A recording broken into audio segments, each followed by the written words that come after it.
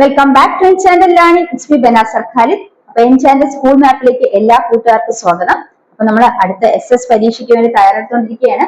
അപ്പൊ നമ്മൾ ഇന്ന് എടുക്കാൻ പോകുന്നത് അല്ലെങ്കിൽ ഇന്ന് മനസ്സിലാക്കാൻ പോകുന്നത് നമ്മുടെ ഗവൺമെന്റിലെ അവർ ഗവൺമെന്റ് ഒരു ചാപ്റ്റർ നമുക്ക് പഠിക്കാനുണ്ട്. അതിന് പ്രധാനപ്പെട്ട എന്തൊക്കെ ക്വസ്റ്റ്യൻസ് ആണ് ആനുവൽ എക്സാമിനേഷന് വരാൻ സാധ്യതയുള്ളത്, അതാണ് നമ്മൾ നോക്കാൻ പോകുന്നത്. അപ്പൊ ഈ ക്ലാസ് ഒന്നും മിസ്സാക്കരുത്. ഇതെല്ലാം നന്നായി മനസ്സിലാക്കി വേണം നാളെ പരീക്ഷയ്ക്ക് പോകാൻ. അപ്പൊ നമുക്ക് ക്ലാസ്സിലേക്ക് കടക്കാം. എല്ലാവരും ശ്രദ്ധിച്ചിരിക്കും മക്കളെ. അപ്പൊ ആദ്യം നമ്മൾ പഠിക്കാൻ പോകുന്നത് അവർ ഗവൺമെന്റ്, നമ്മുടെ ഗവൺമെന്റ് അല്ലെങ്കിൽ നമ്മുടെ ഗവൺമെന്റ് എന്ന പാഠത്തിൽ നമ്മൾ ആദ്യം മനസ്സിലാക്കിയത് എന്താണ്? ഇന്ത്യൻ ഗവൺമെന്റ് അല്ലെ, ഗവൺമെന്റിന് 3 ഘടകങ്ങളും ബന്ധപ്പെട്ട സ്ഥാപനങ്ങളുണ്ട്. ഇന്ത്യൻ ഗവൺമെന്റ് 3 ഘടകങ്ങളെ ബന്ധപ്പെട്ട സ്ഥാപനങ്ങൾ ഏതൊക്കെയാണ് നമുക്ക് നോക്കാം. അപ്പം അവർ ഗവൺമെന്റ് അല്ലെങ്കിൽ നമ്മുടെ ഗവൺമെന്റ്, ഇവിടെ നമ്മൾ മനസ്സിലാക്കേണ്ട ആദ്യത്തെ വസ്തു എന്താണ്? Which are the 3 organs of government. Government 3 organs അല്ലെങ്കിൽ 3 ഘടകങ്ങൾ ഏതെന്നാണ് മനസ്സിലാക്കേണ്ടത്. ആ 3 ഘടകങ്ങൾ അല്ലെങ്കിൽ ഓർഗൻസ് ഏതൊക്കെയാണ്? Legislative, executive, judiciary. എന്താണ് മക്കളെ? Legislative, executive, judiciary. അപ്പൊ ഈ ഓർഗൻസിന്റെ 3 ഗവൺമെന്റ്സ് അല്ലെങ്കിൽ ഗവൺമെന്റിന്റെ 3 ഘടകങ്ങൾ ഉദ്ദേശിക്കുന്നത് ഏതൊക്കെയാണ്? നിയമനിർമ്മാണ വിഭാഗം, കാര്യനിർവഹണ വിഭാഗം, അതുപോലെ നീതിന്യായ വിഭാഗം. ഇനി നമ്മൾ ഓരോന്നിന്റെ കീഴിൽ എന്തൊക്കെയാണ് അവർ ഈ ധർമ്മങ്ങൾ എന്തൊക്കെയാണ് നോക്കുന്നത്, എന്ത് ഫംഗ്ഷൻസ് ആണ് നമ്മൾ നോക്കാൻ പോകുന്നത് മക്കളെ. അപ്പൊ ലെജിസ്ലേറ്റീവിന്റെ ഫംഗ്ഷൻ എന്ന് പറയുന്നത് ടു മേക്ക് ലോ അല്ലെ. ലെജിസ്ലേറ്റീവ് അതെന്താണ്? നിയമനിർമ്മാണ വിഭാഗമാണ്. പേര് നിങ്ങൾക്ക് മനസ്സിലാക്കാം, നിയമം നിർമ്മിക്കപ്പെടുകയാണ് അവിടെ ചെയ്യുന്നത്. അടുത്തത് എക്സിക്യൂട്ടീവ്. എക്സിക്യൂട്ടീവ് എന്ന് പറയുന്നത് എന്താണ്? Function implement law. എന്താണ്? കാര്യനിർവഹണ വിഭാഗമാണ് എക്സിക്യൂട്ടീവ് എന്ന് പറയുന്നത്. അത് ലോയെ നടപ്പിലാക്കുന്നു, നിയമങ്ങൾ നടപ്പിലാക്കുന്നു. അതാണ് കാര്യനിർവഹണ വിഭാഗത്തിന്റെ ഫംഗ്ഷൻ അല്ലെങ്കിൽ ധർമ്മം. ഇനി ജുഡീഷ്യറി എന്ന് പറയുന്നത് ഇന്റർപ്രറ്റ്സ് ലോ. ജുഡീഷ്യറി എന്താ ചെയ്യുന്നത്? ഇന്റർപ്രറ്റ്സ് ലോ അല്ലെങ്കിൽ നീതിന്യായ വിഭാഗം നിയമങ്ങളെ വ്യാഖ്യാനിക്കുകയാണ് ചെയ്യുന്നത്. അപ്പൊ ഇത് നമ്മൾ പ്രധാനമായിട്ട് മനസ്സിലാക്കേണ്ടതാണ്. ഇന്ത്യൻ ഗവൺമെന്റ് പ്രധാന ഘടകങ്ങൾ ഏതൊക്കെയാണ്? ലെജിസ്ലേറ്റീവ്, എക്സിക്യൂട്ടീവ്, ജുഡീഷ്യറി അല്ലെങ്കിൽ നിയമനിർമ്മാണ വിഭാഗം, കാര്യനിർവഹണ വിഭാഗം അല്ലെങ്കിൽ നീതിന്യായ വിഭാഗം. ഇനി മനസ്സിലാക്കേണ്ടത് ഈ ലെജിസ്ലേറ്റീവിന്റെ കീഴിൽ ആരൊക്കെ വരുന്നു? അപ്പൊ ലെജിസ്ലേച്ചറിന്റെ കീഴിൽ ആരൊക്കെ വരുന്നുണ്ട്? പ്രധാനപ്പെട്ട ആരൊക്കെയാണ് ലെജിസ്ലേറ്റീവ് അല്ലെങ്കിൽ നിയമനിർമ്മാണ വിഭാഗത്തിൽ വരുന്നത്? ആരൊക്കെയാണ് നിയമം നിർമ്മിക്കുന്ന വിഭാഗത്തിൽ വരുന്നത്? നമ്മളെ പാർലമെന്റ് അല്ലെ. പാർലമെന്റ് ലോക്സഭയും രാജ്യസഭയും ഏതിന് വരുന്നുണ്ട്? ലോക്സഭയും രാജ്യസഭയും നിയമനിർമ്മാണ വിഭാഗത്തിൽ അല്ലെങ്കിൽ ഈ പറയുന്ന ലെജിസ്ലേറ്റീവ് വരുന്നത് എന്താണ്? പാർലമെന്റ്. ലോക്സഭയും രാജ്യസഭയും പ്രധാന ആരായിട്ട് മനസ്സിലാക്കണം? രാഷ്ട്രപതി അല്ലെ. രാഷ്ട്രപതി, പ്രസിഡന്റിന് ശേഷമാണ് ലോക്സഭ, രാജ്യസഭ. ഈ 3 ഘടകങ്ങളാണ് ഏതിലുള്ളത്? ലെജിസ്ലേറ്റീവ് അല്ലെങ്കിൽ നിയമനിർമ്മാണ വിഭാഗത്തിൽ ഉള്ളത്. അപ്പൊ നമ്മൾ ഗവൺമെന്റ് എന്ന് പറയുമ്പോൾ അതിൽ ലെജിസ്ലേറ്റീവ്, എക്സിക്യൂട്ടീവ്, ജുഡീഷ്യറി അല്ലെങ്കിൽ എന്താണ്? നിയമനിർമ്മാണ വിഭാഗം, കാര്യനിർവഹണ വിഭാഗം, അതുപോലെ നീതിന്യായ വിഭാഗം. അതില് ലെജിസ്ലേറ്റീവ് അല്ലെങ്കിൽ നിയമനിർമ്മാണ വിഭാഗത്തിൽ വരുന്നതാണ് പ്രസിഡന്റ് അല്ലെങ്കിൽ രാഷ്ട്രപതി, ലോക്സഭ, രാജ്യസഭ. ഇത് മനസ്സിലായോ? അടുത്തത് കാര്യനിർവഹണ വിഭാഗം അല്ലെ. എന്താണ് കാര്യനിർവഹണ വിഭാഗം അല്ലെങ്കിൽ എക്സിക്യൂട്ടീവ്? എന്താണ് അവിടെ നമ്മൾ പറഞ്ഞത്? ലോ ഇംപ്ലിമെന്റ് ചെയ്യുന്നു അല്ലെ. ലോ ഇംപ്ലിമെന്റ് ചെയ്യുന്നു, അത് നടപ്പിലാക്കുന്നു. ആരാ നടപ്പിലാക്കുന്നത്? അവിടെ വരുന്ന ആൾക്കാരാണ്. അവിടെ എന്താണ്? രാഷ്ട്രപതി, ഉപരാഷ്ട്രപതി, പ്രധാനമന്ത്രി, മന്ത്രിസഭ, അതുപോലെ ഉദ്യോഗസ്ഥ വൃന്ദം. ആരൊക്കെയാണ്? രാഷ്ട്രപതി, ഉപരാഷ്ട്രപതി, പ്രധാനമന്ത്രി, മന്ത്രിസഭ, പിന്നെ ഉദ്യോഗസ്ഥ വൃന്ദം. അല്ലെങ്കിൽ എന്താണ്? President, vice president, prime minister, cabinet, അത് കൗൺസിൽ ഓഫ് മിനിസ്റ്റേഴ്സ്, പിന്നെ ഓഫീസേഴ്സ് അല്ലെ. ബ്യൂറോക്രസി എന്താണ്? ഉദ്യോഗസ്ഥ വൃന്ദം അല്ലെങ്കിൽ ബ്യൂറോക്രസി. എന്താണ്? കാര്യനിർവഹണ വിഭാഗം, അവിടെയാണ് നിയമങ്ങൾ നടപ്പിലാക്കപ്പെടുന്നത്. അപ്പൊ നിയമങ്ങൾ നടപ്പിലാക്കുന്ന കാര്യനിർവഹണ വിഭാഗത്തിൽ വരുന്ന ആരൊക്കെയാണ്? രാഷ്ട്രപതി അല്ലെ, പ്രസിഡന്റ്, ഉപരാഷ്ട്രപതി, വൈസ് പ്രസിഡന്റ്, പ്രൈം മിനിസ്റ്റർ, പ്രധാനമന്ത്രി, അതുപോലെ മന്ത്രിസഭ, കൗൺസിൽ ഓഫ് മിനിസ്റ്റേഴ്സ്, പിന്നെ ഉദ്യോഗസ്ഥ വൃന്ദം അല്ലെങ്കിൽ ബ്യൂറോക്രസി. ഇത്രയാണ് കാര്യനിർവഹണ വിഭാഗത്തിൽ വരുന്നത് മനസ്സിലാക്കുക. അപ്പൊ കാര്യനിർവഹണ വിഭാഗം എന്ന് പറഞ്ഞ രാഷ്ട്രപതി, ഉപരാഷ്ട്രപതി, പ്രധാനമന്ത്രി, അതുപോലെ എന്താണ്? മന്ത്രിസഭ, അതുപോലെ തന്നെ എന്താണ്? ഉദ്യോഗസ്ഥ വൃന്ദം. മറ്റൊരു വ്യക്തി പറഞ്ഞ എന്താണ്? President, vice president, prime minister, council of minister, bureaucracy. അപ്പൊ എന്താണ്? കാര്യനിർവഹണ വിഭാഗം അവിടെ കഴിഞ്ഞു. അടുത്ത നീതിന്യായ വിഭാഗം. നീതിന്യായ വിഭാഗം എന്ന് പറഞ്ഞാൽ ജുഡീഷ്യറി അല്ലെ. നീതിന്യായ വിഭാഗം ജുഡീഷ്യറിയാണ്. അത് നിയമങ്ങൾ വ്യാഖ്യാനിക്കുന്നു, ലോയെ ഇന്റർപ്രറ്റ് ചെയ്യുന്നു. അപ്പൊ നീതിന്യായ വിഭാഗത്തിൽ ആരൊക്കെയാണ് വരുന്നത്? ഫസ്റ്റ് വരുന്ന ആരാണ്? സുപ്രീം കോടതി അല്ലെ. സുപ്രീം കോടതി. സുപ്രീം കോടതിക്ക് ശേഷം ഹൈക്കോടതികൾ, പിന്നെ ജില്ലാ കോടതികൾ, പിന്നെ സബ് കോടതികൾ, മുനിസിപ്പൽ കോടതികൾ, അതുപോലെ മജിസ്ട്രേറ്റ് കോടതികൾ. അപ്പൊ എന്താണ്? സുപ്രീം കോടതികൾ, ഹൈക്കോടതികൾ, ജില്ലാ കോടതികൾ, സബ് കോടതികൾ, മുനിസിപ്പൽ കോടതികൾ, അല്ലെങ്കിൽ മജിസ്ട്രേറ്റ് കോടതികൾ. അപ്പൊ എങ്ങനെയാണ് അതിന്റെ ഓർഡർ എന്ന് പറയുന്നത്? അതിൽ supreme court, high court, district court, sub കോർട്ട്സ്, അതുപോലെ മുനിസിപ്പൽ കോർട്ട്, മജിസ്ട്രേറ്റ് കോർട്ട്. അപ്പൊ എങ്ങനെയാണ് അതിന്റെ ഓർഡർ എന്ന് മനസ്സിലാക്കി. അപ്പൊ നീതിന്യായ വിഭാഗം അല്ലെങ്കിൽ ജുഡീഷ്യറി എന്ന് പറയുന്ന ലോ ഇന്റർപ്രറ്റ് ചെയ്യുന്ന നിയമത്തെ വ്യാഖ്യാനിക്കുന്നു. അതിൽ വരുന്നതാണ് supreme court, high court, district court, sub courts, municipal court and magistrate municipal കോടതി അല്ലെങ്കിൽ മജിസ്ട്രേറ്റ് കോടതി. ഇത്രയാണ് നമ്മൾ അവിടെ മസ്റ്റ് ആയിട്ട് മനസ്സിലാക്കേണ്ട പ്രധാനപ്പെട്ട കാര്യം. അപ്പൊ ഇത് ക്ലിയർ ആയല്ലോ. ഇത് നിങ്ങൾ മസ്റ്റ് ആയിട്ട് പഠിച്ചിരിക്കണം. അപ്പൊ ഇത് കഴിഞ്ഞിട്ട് മാത്രമേ അടുത്ത ഈ പാഠത്തിൽ മറ്റൊന്ന് പഠിച്ചാൽ നമുക്ക് മനസ്സിലാവുള്ളൂ. ഇത് ക്ലിയർ ആയതിനു ശേഷം മക്കളെ അടുത്ത പോയിന്റിലേക്ക് പോവാം. അടുത്ത മക്കളെ നിങ്ങൾ പ്രധാനം മനസ്സിലാക്കേണ്ടത് നമ്മൾ ലെജിസ്ലേറ്റീവ് അല്ലെങ്കിൽ നിയമനിർമ്മാണ വിഭാഗത്തെ കുറിച്ച് മനസ്സിലാക്കി അല്ലെ. ലെജിസ്ലേറ്റീവ് എന്ന് പറയുന്നത് എന്താണ്? ഈ India it is known as the parliament. ഇപ്പൊ ലെജിസ്ലേച്ചർ എന്ന് പറയുന്നത് ഇന്ത്യയിലെ പാർലമെന്റ് എന്നാണ് അറിയപ്പെടുന്നത്. അപ്പൊ ലെജിസ്ലേറ്റീവ് ഓർഗൻ ആണ്. അപ്പൊ ലെജിസ്ലേച്ചർ എന്ന് പറയുന്നത് ഇന്ത്യയിലെ പാർലമെന്റ് എന്നാണ് അറിയപ്പെടുന്നത്. അതിൽ ആരൊക്കെ വരും? President of India, Lok Sabha, Rajya Sabha. It consist of president and 2 houses namely Lok Sabha and Rajya Sabha. ഇനി രാജ്യസഭ എന്ന് പറയുന്ന അപ്പർ ഹൗസും ലോക്സഭ എന്ന് പറയുന്ന ലോവർ ഹൗസും ആണെന്ന് മനസ്സിലാക്കുക. ഇനി അത് 2 ഹൗസസ് ആണ് അവിടെ ഉള്ളത്. അതിന്റെ ബൈ ക്യാമറ ലെജിസ്ലേഷൻ ആണ് അറിയപ്പെടുന്നത്. Bicameral legislation because it consist of 2 houses. അപ്പൊ ഇന്ത്യയിലെ ലെജിസ്ലേഷൻ അറിയപ്പെടുന്നത് എന്താണ്? പാർലമെന്റ് ആണ്. Parliament consist of president, Rajya Sabha, Lok Sabha. So the legislature in India is known as a parliament. It consists of president, Rajya Sabha, Lok Sabha. 2 houses, Rajya Sabha, Lok Sabha. Hence, there are 2 houses. It is known as bicameral legislature. അപ്പൊ എന്താണ് മനസ്സിലാക്കേണ്ടത്? ഇന്ത്യയുടെ നിയമനിർമ്മാണ വിഭാഗം എന്ന് പറയുന്നത് parliament എന്ന പേരിലാണ് അറിയപ്പെടുന്നത്. ഇനി രാഷ്ട്രപതിയും ലോക്സഭയും രാജ്യസഭയും എന്നീ 2 സഭകൾ ഉള്ളതിനാൽ ഇന്ത്യയിലെ പാർലമെന്റ് രാജ്യസഭയെന്നും ഉപരിസഭയെന്നും. അപ്പൊ എന്താണ് അത് ഇന്ത്യയുടെ പാർലമെന്റിൽ എന്തൊക്കെയുണ്ട്? രാജ്യസഭയും ലോക്സഭയും ഉണ്ട് അല്ലെ. അപ്പൊ രാജ്യസഭ എന്ന് പറയുന്നത് അപ്പർ ഹൗസ് ആണ്, അല്ലെങ്കിൽ ഉപരിസഭ എന്ന് അറിയപ്പെടുന്നു. ഈ ലോക്സഭ എന്ന് പറയുന്നത് ലോവർ ഹൗസ്, അധോ സഭയാണെന്നും അറിയപ്പെടുന്നു. ഈ 2 സഭകൾ ഉള്ളതിനാൽ ഇതിനെ എന്ത് വിളിക്കും? ബൈ ക്യാമറ രജിസ്ട്രേഷൻ അല്ലെങ്കിൽ ദ്വിമണ്ഡല നിയമനിർമ്മാണ സഭ എന്ന് വിളിക്കും. ദ്വിമണ്ഡല നിയമനിർമ്മാണ സഭ, ബൈ ക്യാമറ രജിസ്ട്രേഷൻ വിളിക്കുന്നു. അപ്പൊ ഒന്നും കൂടെ മനസ്സിലാക്കാം. ഇന്ത്യയുടെ നിയമനിർമ്മാണ വിഭാഗം ആണ് പാർലമെന്റ് എന്ന പേരിൽ അറിയപ്പെടുന്നത്. Indian legislature India is known as parliament. അതിന്റെ ആരൊക്കെയുണ്ട്? രാഷ്ട്രപതി, അതുപോലെ തന്നെ പ്രധാനപ്പെട്ട പാർലമെന്റ് 2 സഭകളെ രാജ്യസഭയും ലോക്സഭയും. Consist of president and 2 houses, Rajya Sabha, Lok Sabha. Rajya Sabha എന്ന് പറയുന്നത് എന്താണ്? രാജ്യസഭ ഇസ് അപ്പർ ഹൗസ് അല്ലെ, അത് ഉപരിസഭയാണ്. Lok Sabha is the lower house അല്ലെങ്കിൽ അധോ സഭ എന്ന് അറിയപ്പെടുന്നു. ഈ 2 സഭകളും ഉള്ളതിനാൽ ഇതിനെ എന്ത് വിളിക്കുന്നു? ദ്വിമണ്ഡല നിയമനിർമ്മാണ സഭ അല്ലെങ്കിൽ ബൈ ക്യാമറ ലെജിസ്ലേച്ചർ എന്ന് പറയും. അപ്പൊ ഇത്രയും നമ്മൾ മനസ്സിലാക്കിയതിനു ശേഷം ഇനി നമ്മൾ ഡിഫറൻഷിയേറ്റ് രണ്ടിനെയും രാജ്യസഭയും ലോക്സഭയുടെയും വ്യത്യാസം നമ്മൾ തീർച്ചയായും മനസ്സിലാക്കിയിരിക്കാം മക്കളെ. പരീക്ഷയ്ക്ക് അത് ചോദിച്ചിട്ടുണ്ട്. അപ്പൊ നിങ്ങൾ രാജ്യസഭയും ലോക്സഭയുടെ ഡിഫറൻസ് മനസ്സിലാക്കി വെക്കുക, വ്യത്യാസം മനസ്സിലാക്കി വെക്കുക. ആദ്യം രാജ്യസഭ എന്ന് പറയുന്നത് 238 ഇലക്ടഡ് മെമ്പേഴ്സ് ആണ് രാജ്യസഭയിൽ കാണപ്പെടുന്നത്. രാജ്യസഭയിൽ എത്തേണ്ട ഈ തിരഞ്ഞെടുക്കപ്പെട്ട 238 അംഗങ്ങൾ, ഇലക്ടഡ് ആയിട്ടുള്ള 238 മെമ്പേഴ്സ്. എത്രയാണ്? 238 മെമ്പേഴ്സ് ആണ് രാജ്യസഭയിലുള്ളത്. അപ്പൊ രാജ്യസഭ എന്ന് പറയുന്നത് ഉപരിസഭയാണ്, അപ്പർ ഹൗസ് ആണ്.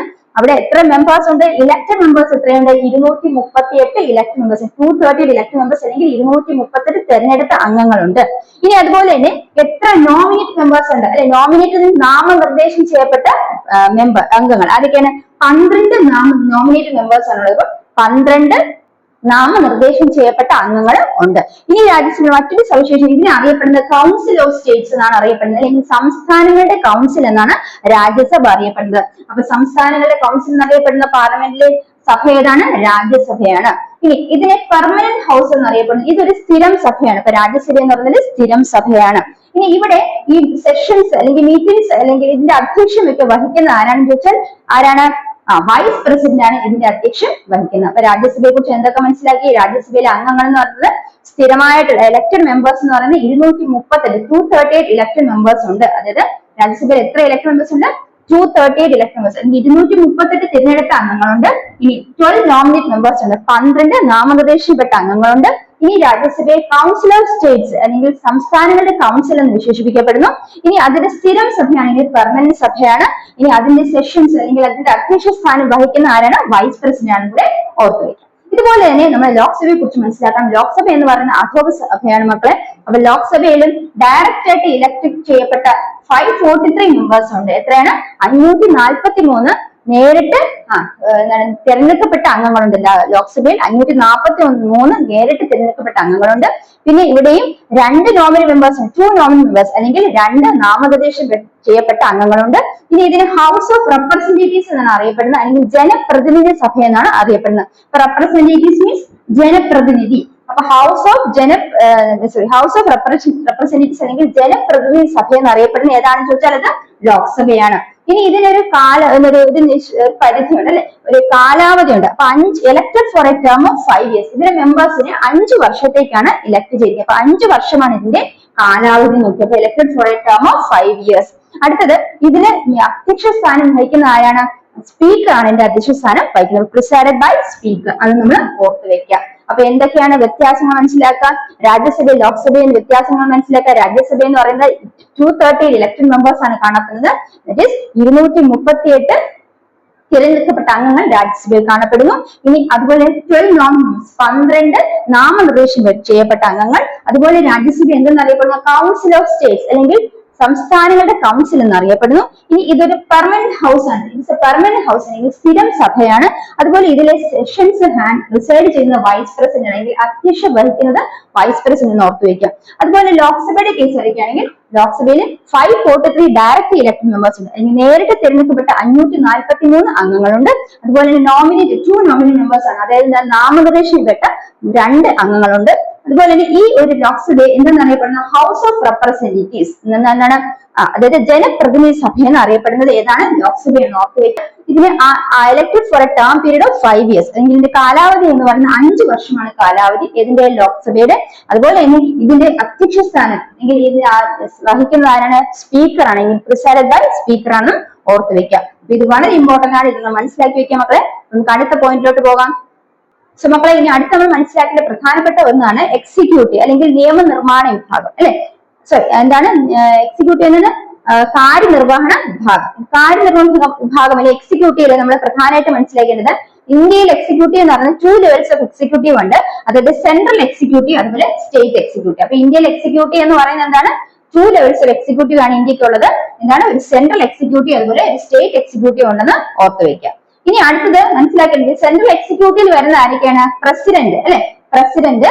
അതുപോലെ തന്നെ എന്താണ്? Central ministers, bureaucracy. സെൻട്രൽ എക്സിക്യൂട്ടീവിൽ വരുന്നത് പ്രസിഡന്റ്, സെൻട്രൽ മിനിസ്റ്റേഴ്സ് അതുപോലെ തന്നെ ബ്യൂറോക്രസി. ഇത്രയും വരുന്നതാണ് എന്ത്? സെൻട്രൽ എക്സിക്യൂട്ടീവിൽ വരുന്ന കാര്യം. സെൻട്രൽ എക്സിക്യൂട്ടീവ് എന്ന് പറയുമ്പോഴത്തേക്ക് അത് ഏതൊക്കെ വരും? നമ്മൾ പറഞ്ഞു ഇന്ത്യയിലെ എക്സിക്യൂട്ടീവ് എന്ന് പറയുന്നത് 2 ആണ്. അത് സെൻട്രൽ എക്സിക്യൂട്ടീവ് ഉണ്ട്, സ്റ്റേറ്റ് എക്സിക്യൂട്ടീവ്. അപ്പൊ ഇന്ത്യയിൽ 2 തരത്തിലുള്ള കാര്യനിർവഹണ വിഭാഗമാണ് ഉള്ളത്. ഒന്ന് എന്താണ്? സെൻട്രൽ എക്സിക്യൂട്ടീവ് അല്ലെങ്കിൽ കേന്ദ്ര കാര്യനിർവഹണ വിഭാഗവും, സ്റ്റേറ്റ് എക്സിക്യൂട്ടീവ് എന്നാൽ സംസ്ഥാന കാര്യനിർവഹണ വിഭാഗവുമുണ്ട്. ഇനി അതിൽ കേന്ദ്ര കാര്യനിർവഹണ വിഭാഗം അല്ലെങ്കിൽ സെൻട്രൽ എക്സിക്യൂട്ടീവ് വരുന്നത് പ്രസിഡന്റ്, സെൻട്രൽ മിനിസ്റ്റേഴ്സ് അതുപോലെ ബ്യൂറോക്രസി. അതായത് രാഷ്ട്രപതിയും കേന്ദ്രമന്ത്രിമാരും ഉദ്യോഗസ്ഥ വൃന്ദങ്ങളും അടങ്ങിയതാണ് എന്താ? സെൻട്രൽ എക്സിക്യൂട്ടീവ് അല്ലെങ്കിൽ എന്താണ്? കേന്ദ്ര കേന്ദ്ര എന്താണ്? കാര്യനിർവഹണ വിഭാഗം എന്ന് ഓർത്തു വെക്കും. സെൻട്രൽ എക്സിക്യൂട്ടീവ് എന്ന് പറഞ്ഞാൽ കേന്ദ്ര കാര്യനിർവഹണ വിഭാഗമാണ്. അതിൽ വരുന്നതിന് പ്രസിഡന്റ്, സെൻട്രൽ മിനിസ്റ്റർ അതുപോലെ ബ്യൂറോക്രസി. അതായത് രാഷ്ട്രപതി അതുപോലെ എന്താണ്? കേന്ദ്ര മന്ത്രിമാരും അതുപോലെ ഉദ്യോഗസ്ഥ വൃന്ദവും അടങ്ങിയതാണ് കേന്ദ്ര കാര്യനിർവഹണ വിഭാഗം എന്ന് ഓർത്തു വെക്കുക. അടുത്തത് സ്റ്റേറ്റ് എക്സിക്യൂട്ടീവ് എന്ന് പറയുന്നത് സംസ്ഥാന കാര്യനിർവഹണ വിഭാഗമാണ്. ഈ സംസ്ഥാന കാര്യനിർവഹണ വിഭാഗത്തിലെ ഹെഡ് എന്നറിയപ്പെടുന്നത് അല്ലെങ്കിൽ അവിടുത്തെ head of the state executive എന്ന് പറയുന്ന ആരാണ്? ഗവർണർ ആണെന്ന് ഓർത്തു വെക്കുക. അപ്പൊ head of the state executive എന്ന് പറയുന്നത് ആരാണ്? ഗവർണർ ആണെന്ന് ഓർത്തു വെക്കുക. ഇനി അതുപോലെ തന്നെ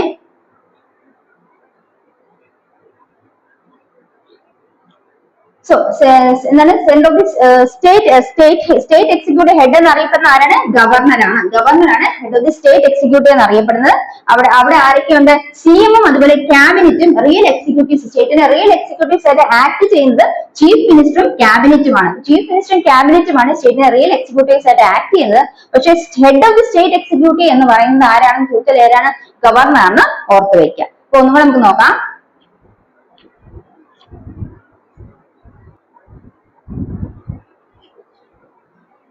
എന്താണ്? സ്റ്റേറ്റിൽ എക്സിക്യൂട്ടീവ് അല്ലെ. ഇന്ത്യയിലെ എല്ലാ സംസ്ഥാനങ്ങൾക്കും നിയമനിർമ്മാണ സഭകളുണ്ട് അല്ലെ. അപ്പൊ സംസ്ഥാന ഗവൺമെന്റ് പരിധിയിൽ വരുന്ന വിഷയങ്ങളിൽ നിയമനിർമ്മാണം നടത്തുന്നത് ആരാണ്? സ്റ്റേറ്റ് എക്സിക്യൂട്ടീവ് അല്ലെങ്കിൽ സംസ്ഥാന നിയമനിർമ്മാണ സഭകളാണെന്ന് ഓർത്തു വയ്ക്കുക. സംസ്ഥാന ഗവൺമെന്റ് കീഴിലുള്ള ഗവൺമെന്റ് പരിധിയിലുള്ള വിഷയങ്ങൾ നിയമനിർമ്മാണം നടത്തുന്നത് സംസ്ഥാന കാര്യനിർവഹണ സമിതിയാണെന്ന് ഓർത്തു വയ്ക്കുക. അവിടെ ആ ഒരു ഇതില് വിഷയങ്ങളിൽ എന്താണ്? നിയമം നിർമ്മിക്കാനുള്ള അധികാരം ആർക്കാണുള്ളത്? ഈ സ്റ്റേറ്റ് എക്സിക്യൂട്ടീവ് ആണെന്ന് ഓർത്തു വയ്ക്കുക. അപ്പൊ ഇന്ത്യയിലെ എല്ലാ സംസ്ഥാനങ്ങൾക്കും നിയമനിർമ്മാണ സഭകളുണ്ട് എന്ന് മനസ്സിലാക്കി. ഇപ്പൊ സ്റ്റേറ്റ് ലെജിസ്ലേച്ചർ ഉണ്ട്.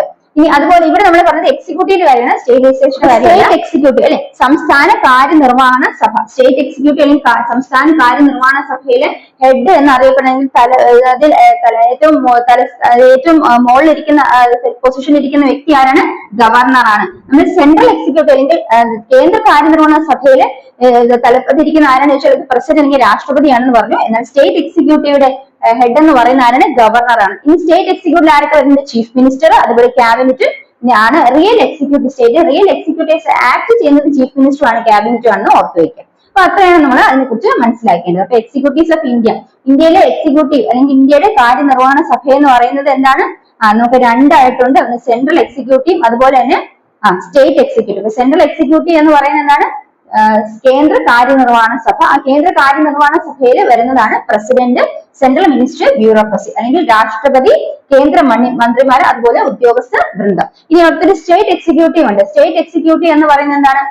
സംസ്ഥാന കാര്യനിർവഹണ സഭ. അപ്പൊ അവിടെ ഇതിന്റെ പ്രധാനി എന്ന് പറയുന്നത് ഗവർണറാണ്. ചീഫ് മിനിസ്റ്ററും അതുപോലെ തന്നെ ക്യാബിനറ്റും എക്സിക്യൂട്ടീവ്സിന്റെ സ്റ്റേറ്റിൽ എക്സിക്യൂട്ടീവ് സ്റ്റേറ്റ് എക്സിക്യൂട്ടീവ്സ് ആയിട്ട് ആക്ട് ചെയ്യുന്നൂടെ ഓർത്തു വയ്ക്കുക. അപ്പൊ അത്രയാണ് നമ്മൾ നിയമനിർമ്മാണ സഭയെ കുറിച്ച് മനസ്സിലാക്കേണ്ടത്. അടുത്തത് നമ്മൾ നെക്സ്റ്റ് പഠിക്കാൻ പോകുന്നത് പ്രസിഡന്റ് അല്ലെങ്കിൽ രാഷ്ട്രപതിയുടെ എന്താണ് ധർമ്മങ്ങൾ എന്തൊക്കെയാണ്, രാഷ്ട്രപതി എന്തൊക്കെ ചുമതലകളാണ് വഹിക്കുന്നത് മനസ്സിലാക്കി വെക്കാം.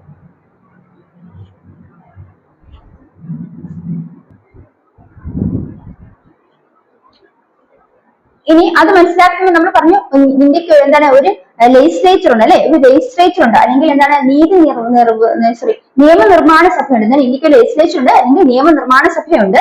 അതുപോലെ ഒരു സ്റ്റേറ്റ് എക്സിക്യൂട്ടീവ് ഉണ്ട്, എന്താണ് സെൻട്രൽ ലെജിസ്ലേച്ചർ ഉള്ളതുപോലെ തന്നെ സ്റ്റേറ്റ് ലെജിസ്ലേച്ചർ. സ്റ്റേറ്റ് ലെജിസ്ലേച്ചർ എന്ന് പറയുന്നത് സംസ്ഥാന നിയമനിർമ്മാണ സഭയാണ്. ഒരു സെൻട്രൽ ലെജിസ്ലേച്ചർ ഉണ്ട്, അടുത്തെന്ന് പറയുന്നത് സ്റ്റേറ്റ് ലെജിസ്ലേച്ചർ സംസ്ഥാന നിയമനിർമ്മാണ സഭയാണ്. ഈ സംസ്ഥാന നിർമ്മാണ സഭയ്ക്ക് സംസ്ഥാനത്തെ ഗവൺമെന്റ് പരിധിയിൽപ്പെട്ട വിഷയങ്ങൾ നിയമം നിർമ്മിക്കാനുള്ള അധികാരമുണ്ട്. അല്ലെങ്കിൽ ലോ ഏതുമായിട്ട് കൺസേൺ ആ ഒരു പർട്ടിക്കുലർ സ്റ്റേറ്റിലെ സബ്ജക്ട്സുമായിട്ട് റിലേറ്റ് ചെയ്ത് ലോ നിർമ്മിക്കാനുള്ള അധികാരം ആർക്കാണത്? സംസ്ഥാന നിയമനിർമ്മാണ സഭ അല്ലെങ്കിൽ സ്റ്റേറ്റ് ലെജിസ്ലേച്ചർ ഉള്ളത് ഓർത്ത് വയ്ക്കുക. അത് നമ്മളൊന്ന് മനസ്സിലാക്കി പോയതാണ്. ഇനി അടുത്ത നമ്മൾ മനസ്സിലാക്കാൻ പോകുന്നത് പ്രസിഡന്റിനെ കുറിച്ചാണ്, രാഷ്ട്രപതിയെ കുറിച്ചാണ്. അപ്പൊ മുമ്പേ നമ്മൾ പറഞ്ഞു ഇന്ത്യൻ ലെജിസ്ലേച്ചർ എന്ന് പറയുന്നത് അത് എന്താണ്? പാർലമെന്റ് ആണെന്ന് പറഞ്ഞു. പാർലമെന്റിലെ പ്രധാനപ്പെട്ട ആരൊക്കെയാണ്? പ്രസിഡന്റ്, അതുപോലെ തന്നെ രണ്ട് സഭകൾ, ലോക്സഭ ആൻഡ് രാജ്യസഭ എന്ന് പറഞ്ഞു. ഇനി ഇന്ത്യക്ക് അതുപോലെ തന്നെ സ്റ്റേറ്റ് ലെജിസ്ലേച്ചർ ഉണ്ട്. ഓരോ സ്റ്റേറ്റ്സിനും അതിന്റെ നിയമങ്ങൾ നിർമ്മിക്കാൻ സംസ്ഥാനം ബന്ധപ്പെട്ട നിയമങ്ങൾ അല്ലെങ്കിൽ സംസ്ഥാനം ബന്ധപ്പെട്ട വിഷയങ്ങളിൽ നിയമങ്ങൾ നിർമ്മിക്കാൻ വേണ്ടിയിട്ട് അധികാരമുണ്ട്. അപ്പൊ അതിനെയാണ് സ്റ്റേറ്റ് ലെജിസ്ലേച്ചർ എന്ന് പറയുന്നത്. അതായത് in India there are state legislation in all states and they make laws on subjects concern come under the state government. സംസ്ഥാന ഗവൺമെന്റ് കീഴിൽ വരുന്ന വിഷയങ്ങൾ നിയമം നിർമ്മിക്കാനുള്ള അധികാരം ആർക്കാണത്? State legislature ആണുള്ളതെന്ന് ഓർത്തിരിക്കാം. മറ്റേത് സെൻട്രൽ ലെജിസ്ലേച്ചർ എന്ന് പറഞ്ഞാൽ പാർലമെന്റ് ആണ്. പാർലമെന്റ് ആണ് നിയമം നിർമ്മിക്കാനുള്ള അധികാരം. ഈ സ്റ്റേറ്റില് ചില സബ്ജക്ട്സ്, ചില വിഷയങ്ങളൊക്കെ സ്റ്റേറ്റുമായി ബന്ധപ്പെട്ട സംസ്ഥാനം ബന്ധപ്പെട്ട വിഷയങ്ങളുണ്ടെങ്കിൽ അതിൽ നിയമം നിർമ്മിക്കാനുള്ള അധികാരം ആർക്കാണെന്ന് വെച്ചാൽ സംസ്ഥാന നിയമനിർമ്മാണ സ്റ്റേറ്റ് ലെജിസ്ലേച്ചർ ആണെന്ന് ഓർത്തു വയ്ക്കുക. ഇപ്പൊ മിക്ക സ്റ്റേറ്റ് ലെജിസ്ലേച്ചർ എന്ന് പറയുന്നത് ഒരു ഹൗസ് മാത്രമേ കാണുകയുള്ളൂ. പക്ഷെ ചില കേസ് ഒരു ഹൗസ് മാത്രമേ ഉള്ളത് യൂണിക് ക്യാമറ ലെജിസ്ലേഷൻ നമ്മൾ നേരത്തെ പാർലമെന്റ് പറഞ്ഞിരുന്ന ബൈ ക്യാം ലെജിസ്ലേഷൻ, അവിടെ ലോക്സഭയുണ്ട്, രാജ്യസഭയുണ്ട്, 2 ഹൗസസ് ഉണ്ടെന്ന് പറഞ്ഞു. ഇനി സ്റ്റേറ്റ് ലെജിസ്ലേച്ചറിൽ എല്ലായിടത്തും ഒരു ഹൗസേ കാണുള്ളൂ. അപ്പൊ അതിന് യൂണിക് ക്യാമറ ലെജിസ്ലേഷൻ ആണ് പറയുന്നത്. പക്ഷെ ചില കേസുകളിൽ ചില സ്ഥലങ്ങളിൽ ബൈ ക്യാം ലെജിസ്ലേഷൻ ഉണ്ടെന്ന് കൂടെ ഓർത്ത് വയ്ക്കും. അപ്പൊ 2 ഹൗസസ് ഉണ്ടെന്ന് കൂടെ ഓർത്ത് വയ്ക്കും. അപ്പൊ നമ്മൾ സ്റ്റേറ്റ് ലെജിസ്ലേച്ചറിൽ സംസ്ഥാന നിയമനിർമ്മാണ സഭയെ കുറിച്ചാണ് മനസ്സിലാക്കിയത്. അതിനുശേഷം നമ്മൾ എന്തിനു മനസ്സിലാക്കി? എക്സിക്യൂട്ടീവ് അല്ലെ, എന്താണ് കാര്യനിർവഹണ സഭയാണ് എക്സിക്യൂട്ടീവ് എന്ന് പറയുന്നത്. അവിടെ നമ്മൾ സെൻട്രൽ എക്സിക്യൂട്ടീവ് ഉണ്ട്, സ്റ്റേറ്റ് എക്സിക്യൂട്ടീവ് എന്ന് പറയുന്നത് ക്ലിയർ ആയാലും നിങ്ങൾക്ക് തിരിഞ്ഞു പോരുത്. ഇപ്പൊ സെൻട്രൽ എക്സിക്യൂട്ടീവ്, സ്റ്റേറ്റ് എക്സിക്യൂട്ടീവ് അതെന്താണ്? കാര്യനിർവഹണ സഭയാണ്. അതിൽ വരുന്ന ആരൊക്കെയാണ് നമ്മൾ മനസ്സിലാക്കിയത്. ഇനി നമ്മൾ മനസ്സിലാക്കുന്ന പ്രധാനപ്പെട്ട ക്വസ്റ്റ്യൻ തന്നെ പ്രസിഡന്റുമായി ബന്ധപ്പെട്ടതാണ്. അപ്പൊ പ്രസിഡന്റ് ഫംഗ്ഷൻസ് പരീക്ഷയ്ക്ക് എടുത്തു ചോദിച്ചിട്ടുണ്ട്. അപ്പൊ പ്രസിഡന്റിനെ കുറിച്ച് എന്തൊക്കെയാണ് നമുക്ക് മനസ്സിലാക്കാം മക്കളെ. അപ്പൊ പരീക്ഷ ചോദിച്ച മറ്റൊരു ചോദ്യമാണ് എന്താണ്? പ്രസിഡന്റ് അല്ലെങ്കിൽ രാഷ്ട്രപതിയുടെ ധർമ്മങ്ങൾ എന്തൊക്കെയാണ് എന്നൊരു ചോദ്യം പരീക്ഷയ്ക്ക് ചോദിച്ചിരുന്നു. അതുകൊണ്ട് നമുക്ക് രാഷ്ട്രപതിയെ കുറിച്ച് മനസ്സിലാക്കി വെക്കാം. അപ്പൊ ഇന്ത്യയുടെ രാഷ്ട്രപതിയെ കുറിച്ച് മനസ്സിലാക്കുകയാണെങ്കിൽ നമ്മൾ പറഞ്ഞു ഇന്ത്യൻ പാർലമെന്റ് എടുക്കുകയാണെങ്കിൽ അവിടെ ആരാണ്? ആദ്യം രാഷ്ട്രപതി ഉണ്ട്, അതുപോലെ ലോക്സഭയും രാജ്യസഭയും ഉൾപ്പെട്ടതാണ് ഇന്ത്യൻ പാർലമെന്റ് എന്ന്. ഇന്ത്യയുടെ സെൻട്രൽ ലെജിസ്ലേച്ചർ എന്ന് പറയും അല്ലെ. ഇനി നമ്മൾ പഠിച്ചത് എന്താണ്? ഇന്ത്യയുടെ നമ്മുടെ ലെജിസ്ലേച്ചർ പഠിച്ചു, എക്സിക്യൂട്ടീവ് പഠിച്ചു, ജുഡീഷ്യറി പഠിച്ചു. അപ്പൊ അവിടെ നമ്മുടെ പ്രസിഡന്റിനെ കുറിച്ച് മനസ്സിലാക്കാൻ പോകുന്നത് പ്രസിഡന്റ് എന്ന് പറയുന്നത് ഇന്ത്യൻ റിപ്പബ്ലിക്കിന്റെ ഹെഡ് എന്നാണ് അറിയപ്പെടുന്നത്. President is known as the head of the Indian republic. Indian റിപ്പബ്ലിക്കിന്റെ ഹെഡ്, തലവൻ എന്നാണ് പ്രസിഡന്റ് അറിയപ്പെടുന്നത്. അപ്പൊ പ്രസിഡന്റ് എന്ന് പറയുന്നത് എന്താണ്? ഇന്ത്യൻ റിപ്പബ്ലിക്കിന്റെ ഹെഡ് എന്നാണ്. ഇന്ത്യൻ റിപ്പബ്ലിക്കിന്റെ തലവനാണ് രാഷ്ട്രപതി, അല്ലെങ്കിൽ ഇന്ത്യൻ റിപ്പബ്ലിക് ഹെഡ് എന്നറിയപ്പെടുന്നതാണ് പ്രസിഡന്റ്. ആൻഡ് ഈ പ്രസിഡന്റ് ആരാണ് ഇലക്ട് ചെയ്തത്? He is elected by electoral college for a term of 5 years. ഒരു ഇലക്ട്രൽ കോളേജ് ആണ് പ്രസിഡന്റ് എനിക്ക് രാഷ്ട്രപതിയെ തിരഞ്ഞെടുക്കുന്നത്. 5 വർഷത്തേക്കാണ് അദ്ദേഹത്തെ തിരഞ്ഞെടുക്കുന്നത്. അപ്പൊ പ്രസിഡന്റ് എന്ന് പറയുന്നത് ഇന്ത്യൻ റിപ്പബ്ലിക്കിന്റെ ഹെഡ് എന്നറിയപ്പെടുന്നു, അല്ലെങ്കിൽ ഇന്ത്യൻ റിപ്പബ്ലിക് തലവൻ എന്നറിയപ്പെടുന്നത് രാഷ്ട്രപതിയാണ്. 5 വർഷത്തേക്ക് ഒരു ഇലക്ട്രൽ കോളേജ് ആണ് രാഷ്ട്രപതിയെ തിരഞ്ഞെടുക്കുന്നത്, അല്ലെങ്കിൽ president is elected by electoral college for a period of 5 years എന്ന് ഓർത്ത് വയ്ക്കാം. ഇനി ഇലക്ട്രൽ കോളേജിനെ കുറിച്ച് മനസ്സിലാക്കി. അടുത്തത് ഇലക്ട്രൽ കോളേജ് എന്ന് പറയുമ്പോൾ ആരൊക്കെ ഉൾപ്പെടും? ആ ഇലക്ട്രൽ കോളേജിൽ ലോക്സഭയിലെയും രാജ്യസഭയിലെയും മെമ്പേഴ്സ് ഉൾപ്പെടുന്നു. അതുപോലെ സ്റ്റേറ്റ് ലെജിസ്ലേറ്റീവ് അസംബ്ലീസിലെ മെമ്പേഴ്സും ഉൾപ്പെടുന്നു. അതായത് ലോക്സഭയിലെ തിരഞ്ഞെടുപ്പെട്ട അംഗങ്ങൾ, രാജ്യസഭയിൽ തിരഞ്ഞെടുപ്പെട്ട അംഗങ്ങൾ, അതുപോലെ സംസ്ഥാന നിയമസഭയിൽ തിരഞ്ഞെടുപ്പെട്ട അംഗങ്ങൾ ചേർന്നതാണ് ഇലക്ട്രൽ കോളേജ് എന്ന് മനസ്സിലാക്കി വെക്കുക. ഇനി നമ്മൾ രാഷ്ട്രപതിയുടെ ചുമതലകളെ കുറിച്ച് നോക്കുകയാണ്. ഫങ്ഷൻസ് ഓഫ് പ്രസിഡന്റ് എന്തൊക്കെയാണ്? ഒന്ന്, appoints prime ministers and other ministers. എന്താ മക്കളെ? പ്രൈം മിനിസ്റ്റേഴ്സിനെയും അതായത് പ്രധാനമന്ത്രിയും മറ്റുള്ള മിനിസ്റ്ററുകളെയും മറ്റുള്ള മന്ത്രിമാരെയും അപ്പോയിന്റ് ചെയ്യാൻ അല്ലെങ്കിൽ നിയമിക്കാനുള്ള അധികാരം ആർക്കാണുള്ളത്? ഈ പ്രസിഡന്റ് അല്ലെങ്കിൽ രാഷ്ട്രപതിക്കാണ്, അല്ലെ? Appoints prime minister and other ministers, അതായത് പ്രധാനമന്ത്രിയെയും മന്ത്രിമാരെയും നിയമിക്കുക എന്നുള്ളതാണ് ഒന്നാമത്തെ പ്രധാനപ്പെട്ട ധർമ്മം. 2, appoints chief justice and judges of supreme court, അല്ലെ? രണ്ടാമത്തെ ധർമ്മം എന്താണ്? പ്രസിഡന്റ് ചീഫ് ജസ്റ്റിസിനെയും അതുപോലെ തന്നെ സുപ്രീം കോടതി ജഡ്ജസിനെയും അപ്പോയിന്റ് ചെയ്യുന്നു, അല്ലെങ്കിൽ സുപ്രീം കോടതിയിലെയും ഹൈക്കോടതിയിലെയും ചീഫ് ജസ്റ്റിസിനെയും മറ്റു ജഡ്ജിമാരെ നിയമിക്കുന്നതാണ് ആരുടെ ജോലി? പ്രസിഡന്റ് ജോലി എന്ന് ജോലിയല്ല, ധർമ്മം എന്ന് മനസ്സിലാക്കുക, അല്ലെ? അപ്പൊ എന്താണ്? പ്രസിഡന്റ് ചീഫ് ജസ്റ്റിസ് എവിടേക്കുള്ള? ഹൈക്കോടതിയിലെയും അതുപോലെ സുപ്രീം കോടതിയിലെ ചീഫ് ജസ്റ്റിസിനെയും അതുപോലെ എല്ലാ കോടതികളിലും ജഡ്ജസിനെ നിയമിക്കുന്നതാണ് ആരുടെ ജോലി? ഈ പറയുന്ന ധർമ്മം എന്ന് പറയുന്നത് പ്രസിഡന്റിനെയാണ്. അപ്പൊ സുപ്രീം കോടതിയിലും ഹൈക്കോടതിയിലെയും ചീഫ് ജസ്റ്റിസിനെയും മറ്റു ജഡ്ജിമാരെ നിയമിക്കുന്നതാണ് പ്രസിഡന്റ് ഫംഗ്ഷൻ.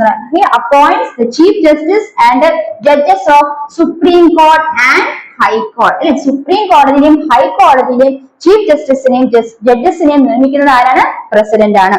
അടുത്തത്, he നോമിനേറ്റ്സ് 12 members of Rajya Sabha and 2 members of Lok Sabha. നമ്മൾ നേരത്തെ പറഞ്ഞു രാജ്യസഭയിൽ ലോക്സഭയിൽ നമ്മൾ പറഞ്ഞു 12 പേര് നോമിനേറ്റ് ചെയ്യപ്പെടുന്നു, അല്ലെ? 12 പേര് നാമനിർദ്ദേശം ചെയ്യപ്പെടുന്നു. എവിടെയാണ്? രാജ്യസഭയിൽ. ലോക്സഭയിലാണെങ്കിൽ 2 പേര് നാമനിർദ്ദേശം ചെയ്യപ്പെടുന്നു. ഈ നാമനിർദ്ദേശം ചെയ്യുന്നത് ആരാ? പ്രസിഡന്റ് ആണെന്ന് ഓർത്തിരിക്കുക. അല്ലെ? പ്രസിഡന്റ് ആണ്, രാഷ്ട്രപതിയാണ് രാജ്യസഭയിലേക്ക് 12 മെമ്പേഴ്സിനെയും അതുപോലെ ലോക്സഭയിലേക്ക് 2 മെമ്പേഴ്സിനെയും നോമിനേറ്റ് ചെയ്തെങ്കിൽ നാമനിർദ്ദേശം ചെയ്യുന്നതെന്ന് ഓർത്തു വെക്കാം. ഇനി he act as A supreme command of armed force. Supreme command, armed ഫോഴ്സിനെ സുപ്രീം കമാൻഡർ ആയിട്ട് ആക്ട് ചെയ്യുന്നത് ആരാണ്? പ്രസിഡന്റ് ആണ്. അപ്പൊ സർവ്വ സൈന്യാധിപനായി പ്രവർത്തിക്കുന്ന ആരാണ്? പ്രസിഡന്റ് ആണ്. സർവ്വ സൈന്യാധിപൻ അല്ലെങ്കിൽ supreme commander of armed force അറിയുന്നത് ആരാണ്? പ്രസിഡന്റ് ആണ്. Then he give assent to bills passed by parliament, അല്ലെ? He give assent to bill passed by parliament. Parliament പാസ്സാക്കിയ ബില്ലുകൾക്ക് അംഗീകാരം നൽകുന്ന ആരാണ്? പ്രസിഡന്റ് ആണ്. He give assent to bills passed by parliament. ഇനി അടുത്ത എന്താണ് മനസ്സിലാക്കേണ്ടത്? Declare emergency in the country if needed, അല്ലെ? അതായത് കൺട്രിയിലെ എമർജൻസി ആവശ്യമാണെങ്കിൽ എന്താണ് അത് ഡിക്ലെയർ ചെയ്യാൻ അധികാരം ആർക്കാണുള്ളത്? പ്രസിഡന്റ് ആണുള്ളത്. പ്രസിഡന്റ് ആവശ്യമായി വന്നാൽ രാജ്യത്ത് അടിയന്തരാവസ്ഥ പ്രഖ്യാപിക്കുന്നു. അത് ആരുടെ ധർമ്മമാണ്? പ്രസിഡന്റ് ധർമ്മമാണ്. Take decisions on mercy petitions, അതായത് മേഴ്സി പെറ്റീഷൻസിൽ എന്ത് ചെയ്യുന്നു? ഡിസിഷൻസ് എടുക്കുന്നതും ആരുടെ ധർമ്മമായിട്ട് വരുന്നു?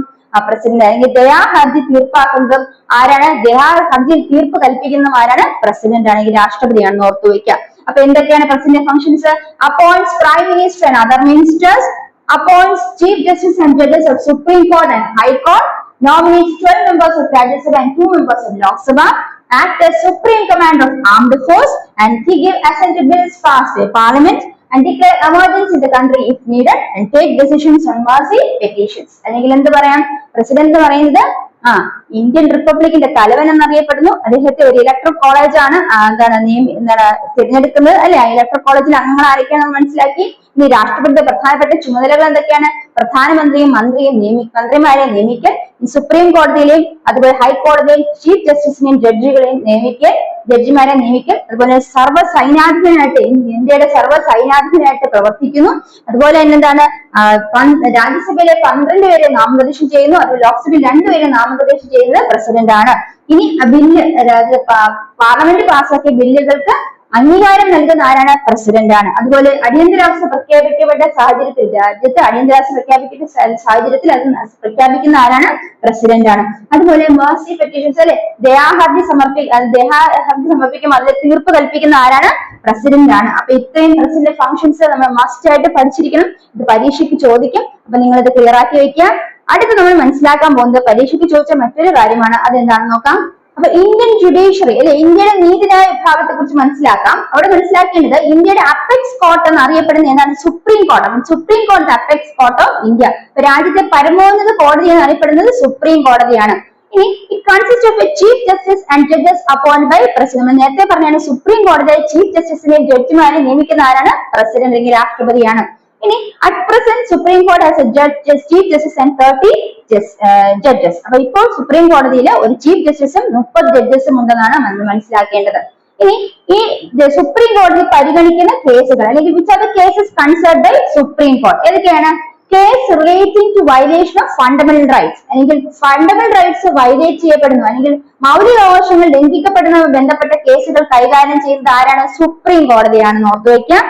Case that arise within state government, central government, state ഗവൺമെന്റിന്റെ ഇടയിൽ നടക്കുന്ന തർക്കങ്ങൾ പരിഹരിക്കപ്പെടുന്നത് എവിടെയാണ്? സുപ്രീം കോടതിയിലാണെങ്കിൽ ആ കേസ് വാദിക്കുന്നത് സുപ്രീം കോടതിയിലാണ്. മനസ്സിലാക്കാം. ഈ സംസ്ഥാന ഗവൺമെന്റുകൾ തമ്മിൽ ഉണ്ടാകുന്ന തർക്കങ്ങൾ അല്ലെ, അപ്പൊ ഡിസ്പ്യൂട്ട്സ് ബിറ്റ്വീൻ സ്റ്റേറ്റ് ഗവൺമെന്റ്സ് അത് ആരെ ഹാൻഡിൽ ചെയ്യുന്നത്? അത് ആ കേസസ് ഹാൻഡിൽ ചെയ്യുന്നത് സുപ്രീം കോടതിയാണ്. ഓർത്തിരിക്കുക. അടുത്ത cases that require interpretation of constitutional provisions അല്ലെ, കോൺസ്റ്റിറ്റ്യൂഷണൽ പ്രൊവിഷൻസിന് ഇന്റർപ്രിട്ടേഷൻ കൊടുക്കേണ്ട കേസുകൾ ആരാണ് ഹാൻഡിൽ ചെയ്യുന്നത്? സുപ്രീം കോടതിയാണ് ഹാൻഡിൽ ചെയ്യുന്നത്. അത് ഭരണഘടനാ വകുപ്പുകളുടെ വ്യാഖ്യാനം ആവശ്യമായ കേസുകൾ, അത് ഭരണഘടനാ വകുപ്പുകളുടെ വ്യാഖ്യാനം ആവശ്യപ്പെട്ട കേസുകൾ കൈകാര്യം ചെയ്യുന്ന എവിടെ വേണം? സുപ്രീം കോടതിയിലാണ്. Cases that require interpretation of constitutional provisions are handled by Supreme Court. സംസ്ഥാന ഹൈക്കോടതികളിൽ നിന്ന് അപ്പീൽ കേസ്, അപ്പൊ സംസ്ഥാന ഹൈക്കോടതിയിൽ നിന്ന് കേസുകൾ അപ്പീൽ കേസസ് എങ്ങോട്ടാ പോകുന്നത്? ഹൈക്കോടതിയിൽ നിന്നുള്ള അപ്പീൽ കേസുകൾ സുപ്രീം കോടതിയിലേക്കാണ് പോകുന്നത്. അപ്പൊ സുപ്രീം കോടതി പരിഹരിക്കുന്ന കേസുകൾ അല്ലെങ്കിൽ പരിഗണിക്കുന്ന കേസുകൾ എന്തൊക്കെയാണ്? മൗലികാവകാശങ്ങൾ ലംഘിക്കപ്പെടുന്നതായ കേസുകൾ അല്ലെ, those cases related to violation of fundamental rights. കേന്ദ്ര ഗവൺമെന്റ് സംസ്ഥാന ഗവൺമെന്റ് തമ്മിലുള്ള തർക്കങ്ങൾ അല്ലെ, disputes between state government central government. സംസ്ഥാന ഗവൺമെന്റ് തമ്മിൽ ഉണ്ടാകുന്ന തർക്കങ്ങൾ, ഡിസ്പ്യൂട്ട്സ് ബിറ്റ്വീൻ സ്റ്റേറ്റ് ഗവൺമെന്റ്സ്. അടുത്ത ഭരണഘടനാ വകുപ്പുകളുടെ വ്യാഖ്യാനം ആവശ്യമായ കേസുകൾ അല്ലെ, those constitution provisions, that is cases that require interpretations of constitutional provisions. Constitutional provisions അല്ലെങ്കിൽ ഭരണഘടനാ വ്യാഖ്യാനം വകുപ്പുകളുടെ constitutional provisions, ഭരണഘടനാ വകുപ്പുകളുടെ വ്യാഖ്യാനം ആവശ്യമായ കേസുകൾ, ഇന്റർപ്രിട്ടേഷൻ ആവശ്യമുള്ള കേസുകളും പരിഗണിക്കപ്പെടുന്നത് സുപ്രീം കോടതിയാണ്. അടുത്തത് സംസ്ഥാന ഹൈക്കോടതിയിൽ നിന്ന് അപ്പീൽ പോകുന്ന കേസുകൾ എങ്ങോട്ടാണ് പോകുന്നത്? സുപ്രീം കോടതി അല്ലെ. സംസ്ഥാന ഹൈക്കോടതി അപ്പീൽ കേസസ് ഫ്രം ഹൈക്കോർട്ട്സ് എങ്ങോട്ടാ പോകുന്നത്? അത് കൈകാര്യം ചെയ്തത് സുപ്രീം കോടതി. അപ്പൊ ഇത്രയും കാര്യം മനസ്സിലായി മക്കളെ. അടുത്ത നമ്മൾ മനസ്സിലാക്കുന്നത് ഹൈക്കോടതിയെ കുറിച്ചാണ്, ഹൈക്കോർട്ടിനെ കുറിച്ചാണ്. അപ്പൊ എന്താണ് ഹൈക്കോടതി? നമ്മുടെ അപ്പെക്സ് കോർട്ട് എന്ന് അറിയപ്പെടുന്നത് ഏതാണ്? സുപ്രീം കോർട്ടാണ് അപ്പെക്സ് കോർട്ട് എന്ന് അറിയപ്പെടുന്നത്. ഇനി ഹൈക്കോർട്ട് എന്ന് പറയുന്നത് എന്താണ്? സ്റ്റേറ്റിലെ ഹയസ്റ്റ് കോർട്ട് എന്ന് അറിയപ്പെടുന്നതാണ് ഹൈക്കോർട്ട് അല്ലെ. ഒരു സംസ്ഥാനത്തെ ഏറ്റവും ഉയർന്ന കോടതിയാണ് ഇത് ഹൈക്കോടതി എന്ന് മനസ്സിലാക്കാം.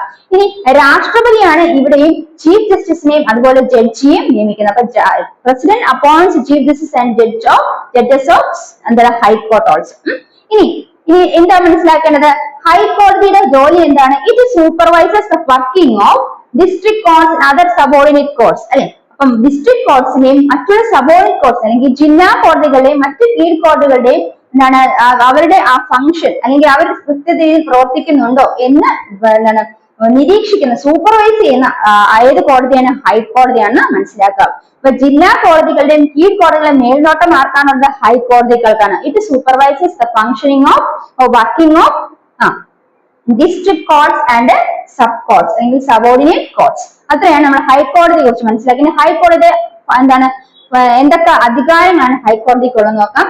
ജുറിഡിക്ഷൻ ഓഫ് ഹൈക്കോടതി, നമ്മൾ നേരത്തെ പറഞ്ഞ ജുറിഡിക്ഷൻ ഓഫ് സുപ്രീം കോർട്ടാണ്. ഇവിടെ പറയാൻ പോകുന്നതാണ് ജുറിഡിക്ഷൻ ഓഫ് ഹൈക്കോർട്ട്.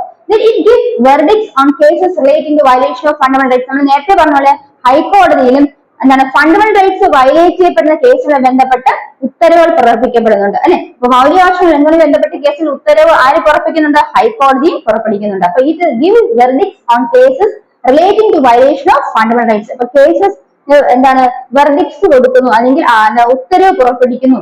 ഏതിലാണ്? ഫണ്ടമെന്റൽ റൈറ്റ്സ് വയലേറ്റ് ചെയ്യുന്ന കേസുകളിൽ ഉത്തരവ് പുറപ്പെടുവിക്കുന്നത് ഹൈക്കോടതിക്ക് അധികാരമുണ്ട്. It hears civil and criminal appeal cases from lower courts. It hears എന്താണ് civil and criminal appeals from lower courts, താഴെ കീഴ്ക്കോടതിയിൽ നിന്നുള്ള അപ്പീലുകൾ. ഏതൊക്കെയാണ്? സിവിലും ക്രിമിനൽ കേസുകളുമായി ബന്ധപ്പെട്ട് കീഴ്ക്കോടതിയിൽ നിന്നുള്ള അപ്പീലുകൾ ആര് സ്വീകരിക്കപ്പെടുന്നു? ഹൈക്കോടതി സ്വീകരിക്കുന്നു. അപ്പൊ സിവിലും ക്രിമിനലായ കേസുകളിൽ കീഴ്ക്കോടതിയിൽ നിന്ന് അപ്പീൽ ആര് സ്വീകരിക്കുന്നു? ഹൈക്കോടതി സ്വീകരിക്കുന്നു. So it hears civil and criminal appeal cases from lower courts.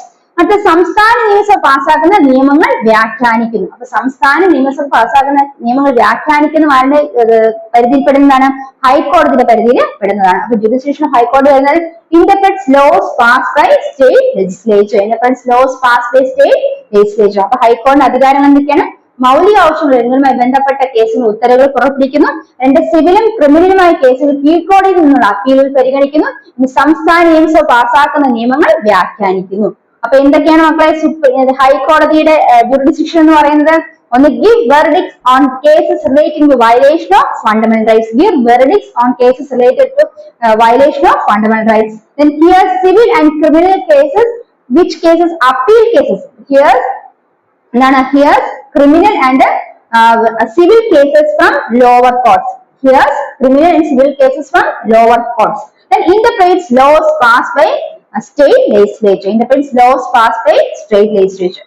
അപ്പൊ ഇത്രയാണ് നമ്മൾ ഈ ചാപ്റ്ററിൽ പരീക്ഷ പോയിന്റ് ഓഫ് വ്യൂവിൽ മനസ്സിലാക്കേണ്ടത്. അപ്പൊ ഇത് നിങ്ങൾ ക്ലിയർ ആയിട്ട് പഠിച്ചിട്ട് പോവാ. ഇതിന് ഒരു മാക്സിമം 2-3 ക്വസ്റ്റ്യൻസ് നിങ്ങൾക്ക് കിട്ടും. അപ്പൊ നിങ്ങൾ ഇത് നന്നായി പഠിക്കുക. ഈ ചാപ്റ്റർ സ്കിപ്പ് ചെയ്യാൻ പാടില്ല. നിങ്ങൾക്ക് ക്ലാസ് യൂസ്ഫുൾ ആയെങ്കിൽ തീർച്ചയായും ഈ ചാനൽ സബ്സ്ക്രൈബ് ചെയ്യാം.